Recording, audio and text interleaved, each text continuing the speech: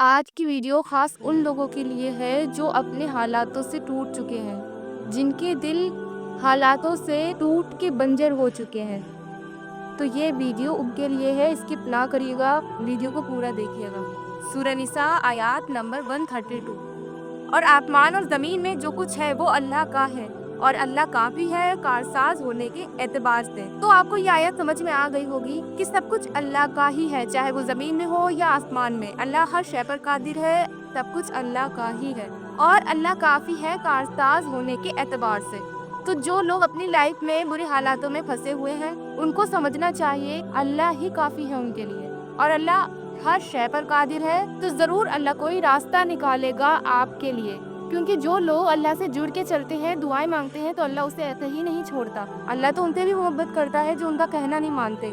जब उसने कह दिया कि सब कुछ उसी का ही है तो बात ही खत्म। वो आपकी दुआएं भी सुनता है और कबूल भी करता है। जब बंदा दुआ मांगते मांगते थक जाता है तो एक टाइम ऐसा भी आता है कि उसका रोने का तो मन करता है, बट उसके आंसू नहीं निकलते और दिल में सब्र आ जाता है। फिर वो चाहता तो है कि ये मुझे मिल जाए, पर अल्लाह की मान के भी चलता है कि अल्लाह देगा तो ठीक, नहीं देगा तो कुछ बेहतरीन फैसला ही होगा मेरे हक में। तो ये सब्र आना कोई मामूली बात नहीं है। ये तो उन्हीं के साथ होता है जिनकी लाइफ में अल्लाह ने मोज़े करने होते हैं। और बंदा बस अल्लाह को नाराज नहीं करना चाहता, बस अल्लाह से बंदा कुछ मुंह से ना कह के आंखों से निकलते आंसुओं से सब कह डालता है। बंदे को पता है कि अल्लाह मुझे देख रहा है, अल्लाह को कुछ ना बताओ फिर भी अल्लाह को सब पता चल जाता है। और अल्लाह कैसे बादलों से पानी बरसाता है और वो पानी बारिश का जब बंजर जमीन पर पड़ता है, वो बंजर जमीन हरी भरी हो जाती है। और ऐसे ही आपके दिल अगर जिंदगी की आजमाइशों से, दुखों से फट के बंजर हो गए हैं, दिल में दरारें पड़ गई हैं जैसे बंजर जमीन की तरह, तो क्या हुआ? अल्लाह इसको एक नए सिरे से हरा भरा कर देगा। अब ये बंदे को तय करना होता है तो उसको बंजर दिल में अल्लाह का नूर भरना है या गुनाहों की तरफ जाके और बंजर कर लेना है।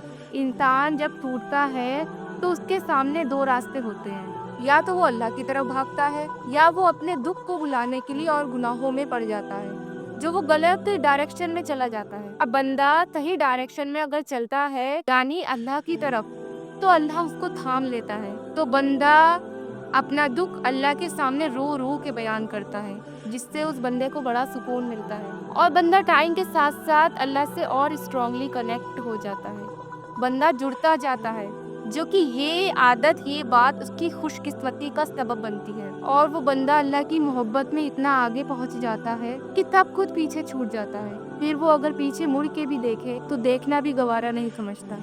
इतना चेंज हो जाता है, अल्लाह उसे इतना चेंज कर देता है। सुकून भी इसी चेंज होने में ही है, क्योंकि इस रास्ते पर चल के हम अपनी मंजिल तक पहुंच पाते हैं। और ये आते ही हालात हमारे ऊपर इसलिए हैं ताकि हम अपने ज़िंदगी के मकसद को पहचान सके, अल्लाह की ज़ात को हम पहचान सके, अल्लाह की ज़ात की पहचान हो सके हमें कि उसके ऊपर स्ट्रॉन्ग बिलीव हो सके। वरना इंसान कैसे अल्लाह के ऊपर स्ट्रॉन्ग बिलीव करेगा? खुशियों में कैसे अल्लाह के इससे ज़्यादा कनेक्ट होता है?